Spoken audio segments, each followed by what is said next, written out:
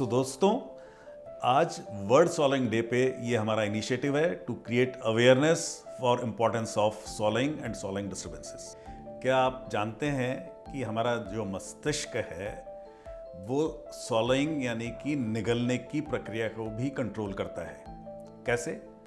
कि कोई भी कमांड यदि हमारे ब्रेन की एक एरिया स्पेसिफिक जो मोटर कॉर्टेक्स होती है वो हमारे स्वॉलोइंग की मसल्स को जब कमांड करती हैं तो उस समय एक रिफ्लेक्स चालू होता है जिसमें कि सांस की नली को बंद करते हैं, खाने की नली को खोलते हैं, जिसके कारण से जो भी हम पानी या फूड निगल रहे हैं वो प्रॉपर तरीके से हमारे स्टोमक में जाए, फेफड़ों में नहीं जाए। फेफड़ों में यदि वो खाने पीने की चीज़ फेफड़ों में जाती है तो उसके कारण से एस्पिरेशन न्यूमोनाइटिस हो सकती है और वो जानलेवा हो सकती है। तो क्या न्यूरोलॉजिकल कंडीशंस हैं जिसमें कि स्वॉलोइंग की दिक्कत आती है, निगलने की दिक्कत आती है?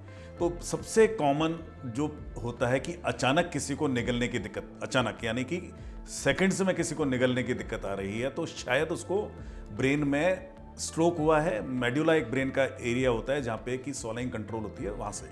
तो मेड्यूला के अंदर यदि कोई क्लॉट हो गया तो स्वॉलोइंग की दिक्कत आ जाएगी, पेशेंट को लड़खड़ाने की भी दिक्कत आएगी। लेकिन जो स्वॉलोइंग की तकलीफ है वो जानलेवा हो सकती है। क्यों?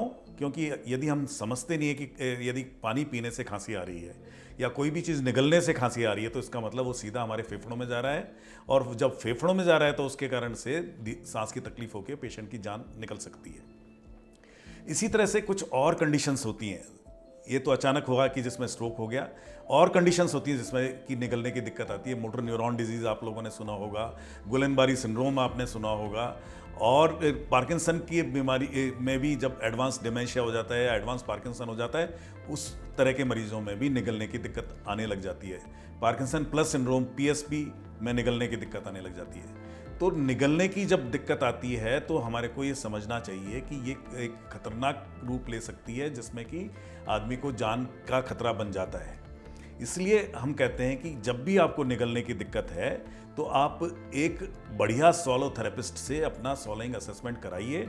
वो इसलिए ज़रूरी है, आप घर पे यदि किसी को पानी पिला के देखते हैं कि यार ये निगल पा रहा है, नहीं निगल पा रहा है, तो उस चक्कर में आप उसकी जान ले सकते हैं, ऐसा भी हो सकता है।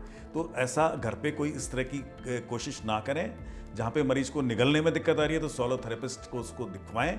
स्वॉलो थेरेपिस्ट प्रॉपर तरीके से स्वॉलोइंग असेसमेंट करके देखते हैं कि वो जो भी आप पानी या खाना ले रहे हैं वो खाने की नली में ही जा रहा है, कहीं वो सांस की नली में तो नहीं जा रहा है।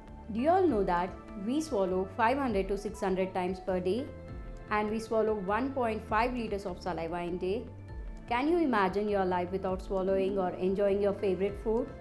Now I think it's a time to create an awareness about speech language pathologists and dysphagia specialists who plays a major role to help you to overcome your swallowing difficulties. On this day, I would like each and everyone to spread the word swallowing awareness, to identify your signs, and if you have any sort of difficulty, please do consult your swallowing specialist so that you can overcome your dysphagia. Thank you everyone.